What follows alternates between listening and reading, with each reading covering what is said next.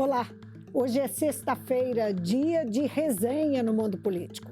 Então vamos aos destaques da semana. O governo federal anuncia que fará a regulação das bets. BH tem campanha por voto útil. Bolsonaristas entram em rota de colisão com o PSD. E mais, Lula na ONU e o avanço do conflito no Oriente Médio. Estão comigo Marco Antônio Soalheiro e Heitor Peixoto. Olá, Vivi. Olá, Marco. Olá, pessoal. Olá a todos que nos assistem. Então, ontem, há 10 dias das eleições, foi divulgado um manifesto a favor do voto útil no prefeito de BH e candidato à reeleição, Fouad Noman. O documento reuniu 532 assinaturas de membros partidários e frentes progressistas. As assinaturas incluem nomes ligados ao PT, partido do candidato Rogério Correia. Não é isso, Heitor? Pois é, a imprensa destacou isso, né, pessoal, que esse manifesto contém assinaturas de nomes do PV, do PDT, do PSOL, da Rede e até do PT, do candidato Rogério Correia. Um petista citado aí nessa lista, que é o ex-deputado Antônio Carlos Pereira, mais conhecido no meio político, né, como o deputado Carlão, que esteve por 2 mandatos aqui na Assembleia de Minas. Agora, o que talvez tenha sido mais destacado nessa história foi o desembarque do PV da campanha de Rogério Correia. Formalmente, o PV está na federação, junto aí com PT e PCdoB, tem Rogério Correia na cabeça de chapa. A federação, que em tese deve atuar como um partido único, né? Mas nenhuma pesquisa que a gente teve até aqui sobre Belo Horizonte indica aí uma viabilidade do Rogério Correia avançar ao segundo turno aqui na capital. Nem o Rogério e nem o outro nome aí, que mais aparece ali no campo progressista, que é da deputada federal Duda Salabert, do PDT. Então o cenário deságua exatamente nisso, o PV desembarcando da candidatura do Rogério Correia e apoiando a reeleição de Fouad Noman do PSD. Uma das protagonistas nessa semana, em cima desse assunto, foi a deputada Lohana, e ela disse o seguinte, aqui aspas para a deputada: nunca foi dito que o Fouad é de esquerda, mas ele dialoga com o campo progressista, né? Coisa que se espera de um bom chefe do executivo. E ela continua: respeito o Rogério, tenho uma admiração pessoal pela Duda, mas aí a frase mais forte talvez seja, mas a realidade se impõe.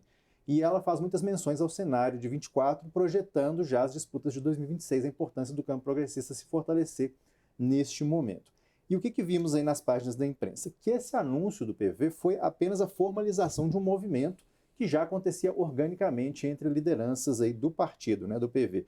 Um exemplo lembrado pelos nossos colegas da imprensa é o do deputado estadual Mário Henrique Caixa, que é colega e amigo pessoal do Álvaro Damião, que é o vice de Fouad aí na chapa. Estrelam juntos peças de campanha de Fouad, né? Pois é, tem vídeos do Caixa com o Fouad Noman e com o Damião lá no início de setembro, ainda muito antes dessa movimentação dessa semana. Gravações de rádio. Isso. O deputado, o Caixa, ele lembra que é uma aproximação natural e ele cita aqui, né? Porque o PV hoje é base do governo Fouad, tem a Secretaria de Meio Ambiente e a Fundação de Parques e Jardins. Tivemos também o presidente do PV de Minas comentando isso, o Oswander Valadão, falando que não é voto útil, é voto responsável. Isso, claro, na perspectiva do PV, para tentar evitar que no segundo turno, ele dizendo, né, que tem um nome da extrema-direita, que ele colocou o Bruno Engler, e contra um da direita, o Mauro Tramonte. O Fouad... PDT também estava lá, tinha representante, tinha também, liderança do PDT. Exatamente, dissidências também na campanha aí de Duda Salabert. Bom, o Fouad disse que recebia, o candidato Fouad Noman, que recebe com alegria esse apoio de mais de 500 lideranças políticas da capital, que assinaram esse manifesto, né, o nome é BH Democrática, Progressista e Popular, em apoio à reeleição dele. E para fechar, aí temos as reações, né? O deputado federal e candidato Rogério Correia do PT chamou esse fato de desespero de Fouad. Ele foi além, chamou também esse ato do PV de um fiasco, a palavra que ele usou, com o uso de pessoal comissionado e de pessoas que não são lideranças de BH ali naquele movimento. A vice de Rogério, deputada Bela Gonçalves, disse que é um erro o apoio da esquerda a Fouad, e ela lembra que o vice Álvaro Damião é bolsonarista e disse isso em tom de alerta ao campo progressista. É curioso que o PT agora pode ser vítima de um movimento que aconteceu muitas vezes a favor dele em eleições nacionais. Exatamente. Né? A favor do presidente Lula, desidratando candidaturas de Ciro Gomes, à época também a favor de Dilma Rousseff, desidratando Marina Silva, enfim. Isso é do jogo, né? foram- Seja lá qual partido estiver Foram precisando de fatos que apoio. aconteceram já em eleições passadas. Bom, essa semana, Datafolha e Quest não divulgaram pesquisa em Belo Horizonte. Apenas a Atlas Intel soltou um levantamento na segunda-feira. O resultado traz alguns números diferentes dos outros dois institutos. Vamos ver. Bruno Engler lidera com 25,2%. Mauro Tramonte, com quase 10 pontos percentuais a menos, tem 15,3%. Gabriel Azevedo, que nas outras pesquisas não passa dos 3%, na Atlas Intel aparece com 14,4%. Duda Salabert tem 13,7%. E Fuad Noman, que figura entre os primeiros colocados nas outras pesquisas, aqui é o quinto, com 13,5%. E é seguido por Rogério Correia, que tem mais 10%. Os demais candidatos não atingiram 2%. E o Mundo Político ouviu o diretor de análise política da Atlas Intel, Yuri Sanches, para entender essas divergências, são muitas, especialmente porque difere sobre os líderes da pesquisa e mostra Gabriel Azevedo em terceiro lugar e competitivo na disputa, não é, Marco? O que disse o diretor da Atlas sobre isso? Então, eu questionei o Yuri sobre a diferença de metodologia da Atlas para os dois outros institutos, né, Quest e Datafolha, que também têm feito pesquisas regulares em Belo Horizonte e nas capitais do país. E o quanto essa diferença por si só poderia explicar a discrepância de dados. A Atlas só aborda pessoas que estão navegando pela internet sem qualquer tipo de interação humana, por telefone ou presencial, de nenhum tipo. É uma escolha deliberada, né, na qual eles confiam e que resultou, por exemplo, em um alto índice de acerto nas eleições de 2022. Vamos ver o que ele explicou.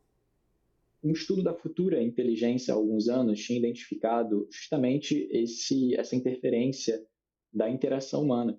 Identificou, por exemplo, que eleitores homens que eram entrevistados por outros homens demonstravam uma intenção de voto no ex-presidente Jair Bolsonaro que era 10 pontos percentuais acima de eleitores homens que eram entrevistados por mulheres.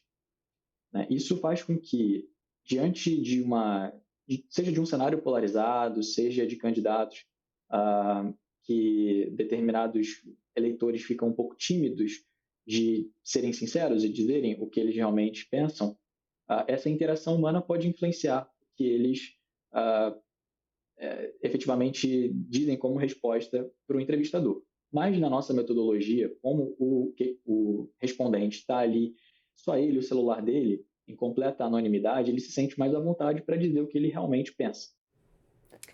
Então, ainda nesta conversa conosco no Mundo Político, né, o Yuri analisou cenários eleitorais das maiores capitais do país, onde a Atlas tem feito aí pesquisas regulares. Há disputas emboladas, com mais adversários aí tendo chances efetivas de vitória, como por exemplo em São Paulo e Fortaleza, e outras que tendem a definições antecipadas em primeiro turno, casos do Rio de Janeiro, de Salvador e de Recife, onde os prefeitos candidatos à reeleição, Eduardo Paes, Bruno Reis e João Campos, são amplamente favoritos. A íntegra dessa entrevista está disponível no nosso portal www.almg.gov.br/tv, acessando lá a aba do programa Mundo Político. Muito bem, feito comercial. Nos últimos dias foi identificada nas redes sociais uma campanha anti-PSD promovida por bolsonaristas.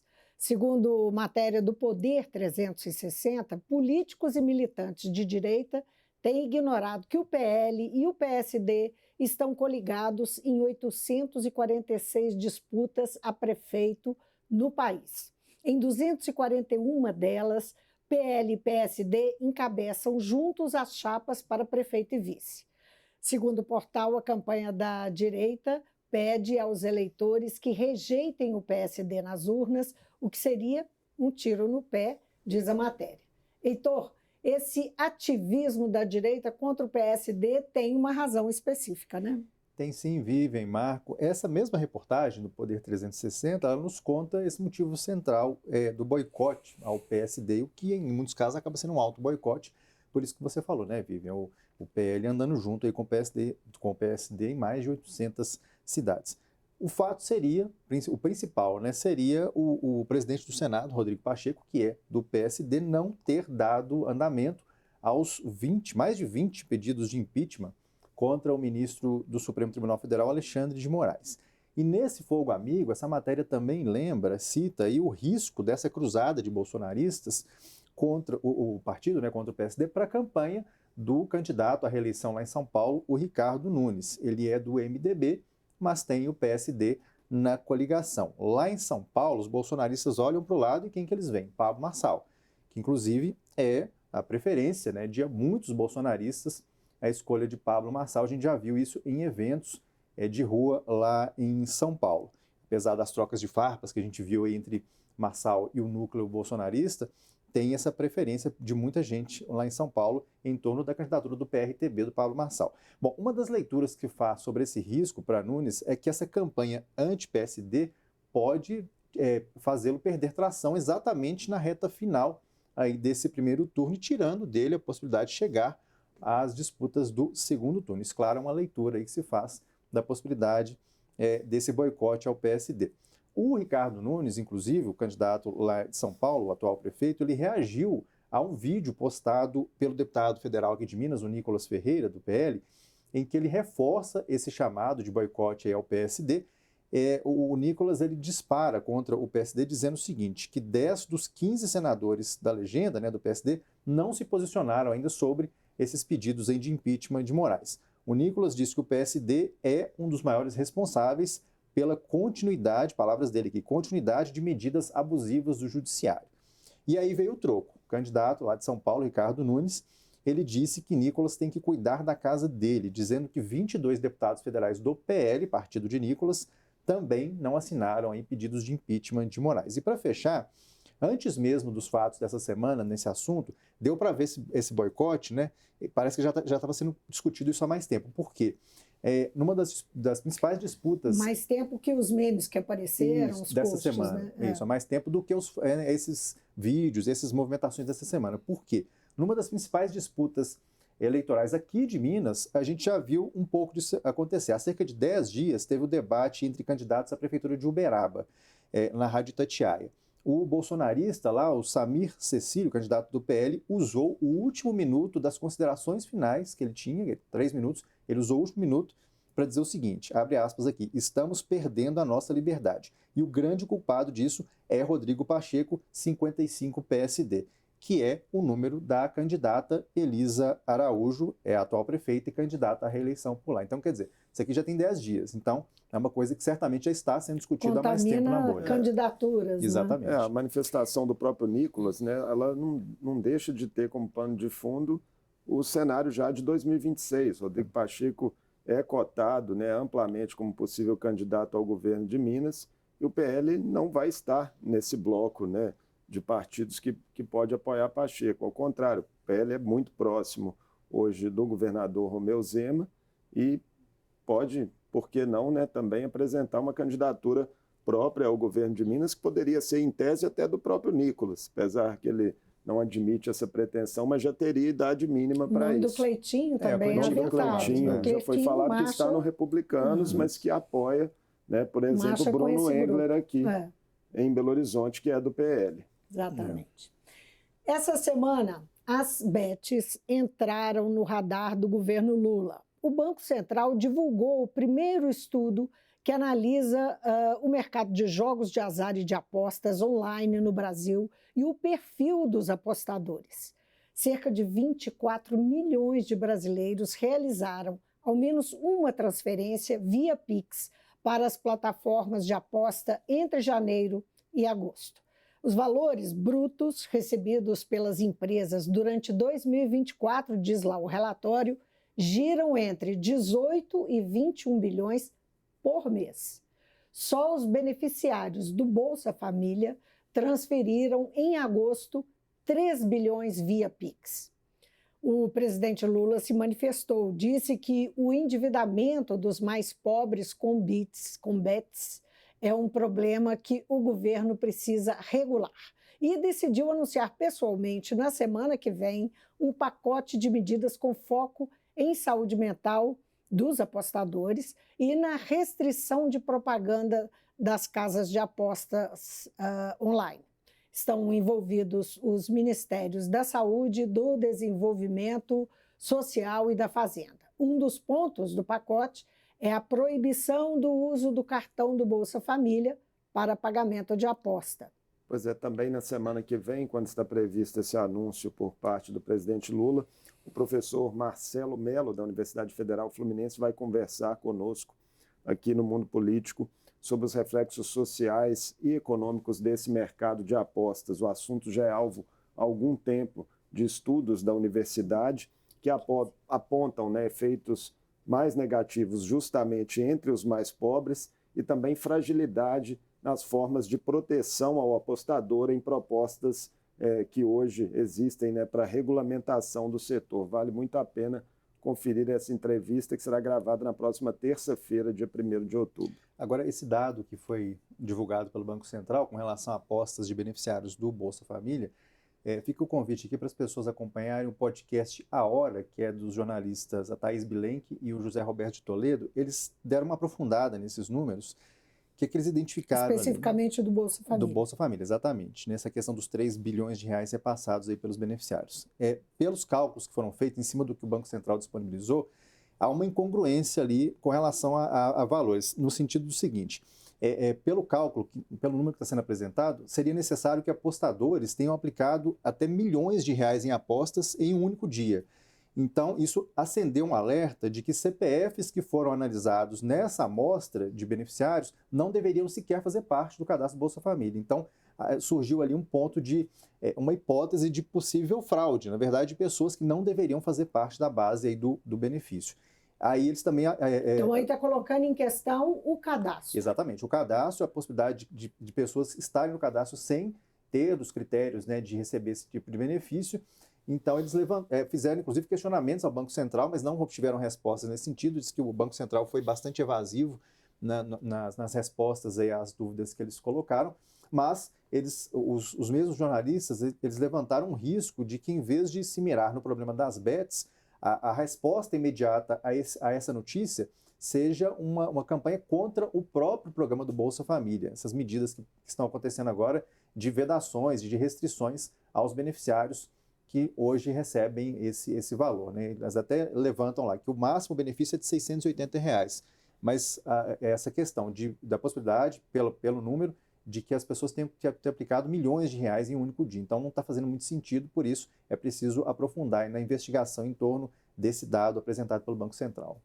O governo, com esse compromisso de criar um pacote, certamente vai olhar para isso. Exatamente. Né? Espera-se. Bom, e a disputa pela presidência da Câmara, hein?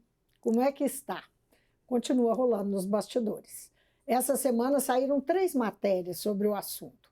Na CNN Brasil, o título era Lula negocia candidaturas únicas para Câmara e Senado. Na Folha, Arthur Lira pede a Lula um gesto de apoio ao candidato e deputado Hugo Mota, se referindo à sucessão da Câmara. E outra da CNN, Antônio Brito diz que ganhar a presidência da Câmara é prioridade 0. Agora, uma coisa é certa, né, Heitor? Não tem consenso, não. Não tem consenso, pessoal, e ele fica mais desafiador ainda neste momento, porque todas as atenções de todos os líderes, pelo menos no legislativo, né, em geral, no Brasil inteiro, estão voltadas aí para as disputas municipais, as disputas eleitorais aí nas cidades. A gente viu aí nessa matéria da CNN que, para Lula, o melhor cenário seria uma eleição aí por aclamação, né, que os partidos da base aliada chegassem a um consenso em torno de um candidato único aí nas 2 casas. E que, dessa forma, esses partidos da base aliada, que é uma base, né, que não tem aquele alinhamento automático com o governo federal, evite disputas internas que possam desgastar o governo em votações que possam acontecer lá nas 2 casas. Bom, no Senado, a situação está um pouco mais clara em torno do favoritismo que existe hoje aí no nome de Davi Alcolumbre, do União Brasil, lá do Amapá. Mas na Câmara, a gente tem, como você falou, né, Vivi, a gente tem disputa nesse momento. Tem o Hugo Mota, do Republicanos da Paraíba, o Elmar Nascimento, do União Brasil da Bahia, e o Antônio Brito, do PSD, também da Bahia. A gente vem falando desses nomes já há algumas semanas aqui, né, das movimentações deles. Pois é, e a participação direta do presidente da República nesse tipo de definição no parlamento tem muito potencial de trazer arestas e até resultados bastante inesperados, né, em torno das expectativas que se criam inicialmente. O presidente Lula, por exemplo, já falhou nisso uma vez, lá em 2005, articulou pela eleição do Luiz Eduardo Greenhalgh, mas a coisa não foi bem azeitada e quem acabou levando aquela eleição foi o Severino Cavalcante, lá do baixo clero da Câmara naquele momento. Ele não chegou sequer a cumprir o primeiro ano do mandato dele, afastado aí para evitar uma cassação, enfim. Então, uma situação que ele fugiu um pouco do controle do Planalto. Me lembro bem dessa história. No meio da madrugada saiu o nome de Severino Cavalcante das urnas. Foi um susto para todo mundo ali. Exatamente. Todo mundo ficou meio perplexo e o erro, né, digamos assim, se repetiu com Dilma também, vivendo isso lá 10 anos depois, exatamente em 2015, apoiando Arlindo Quinalha e vendo a eleição de Eduardo Cunha, que acabou abrindo a porta do impeachment da ex-presidenta. Bom, voltando às encrencas do presente, né, para o governo atual. Os 3 partidos aí com nomes na disputa à Câmara, embora ocupem até ministérios, não são base garantida aí para o governo e cada candidato vai lançando mão nesse momento dos ativos que tem para se viabilizar nessa disputa. Bom, a gente tem o Hugo Mota, do Republicanos, que ele tem o Arthur Lira, o atual presidente, como cabo eleitoral, mas tem desconfianças aí na esquerda pela proximidade que ele tem com o presidente do PP, Ciro Nogueira, um adversário, né, do grupo do presidente Lula, e com o já citado Eduardo Cunha. Lira que, por enquanto, age só nos bastidores, né? Não ainda com declarações mais contundentes públicas. A declaração que teve de apoio foi feita pelo Odair Cunha. Né? Mas aí tem bastidores aí dessa semana de almoço com Lula, pedindo um aceno, né, mais efetivo de Lula pela candidatura do Hugo Mota. Então, enfim, são o que a gente está vendo circulando. O Elmar Nascimento, que já foi o plano A de Lira e acabou rompendo com ele depois que Lira manifestou esse apoio, está manifestando, pelo menos em bastidores, esse apoio ao Hugo Mota, ele agora está conversando então com outro candidato, o Antônio Brito, e um deles podendo abrir mão para o outro que for mais viável aí. Agora, o Antônio Brito disse nessa semana que ganhar a presidência da Câmara é prioridade para ele que lidera o poderoso PSD lá na Câmara.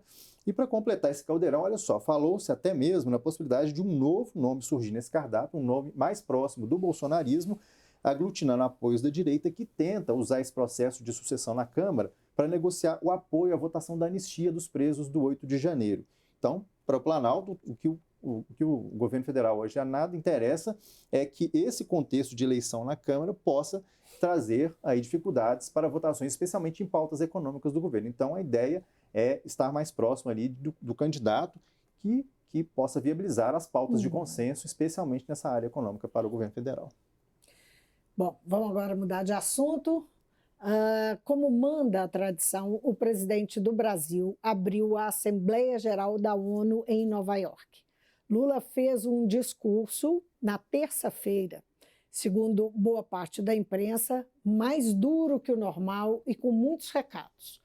Tocou em questões urgentes e preocupantes como o planeta e a humanidade, né, Marco? Uma das questões centrais no pronunciamento, né, foi justamente os impactos das mudanças climáticas e os seus enfrentamentos. Lula criticou metas de redução de carbono negligenciadas e a ausência de auxílio financeiro mais firme, né, aos países pobres, que faça jus aos desafios globais que hoje existem em torno dessa questão. Em uma alusão também às recentes polêmicas do judiciário brasileiro com a Rede X, né, o presidente afirmou que o Estado não pode se intimidar diante de indivíduos, corporações ou plataformas digitais que queiram se colocar acima da lei. Disse ainda que aqueles que tentam solapar, né, as instituições e colocá-las a serviço de interesses reacionários continuarão a ser derrotados aqui no Brasil. O governante brasileiro defendeu ainda uma reforma abrangente da ONU, que inclua aí maior equilíbrio de gênero em altos postos. A Secretaria-Geral da entidade, por exemplo, nunca foi exercida, né, por uma mulher.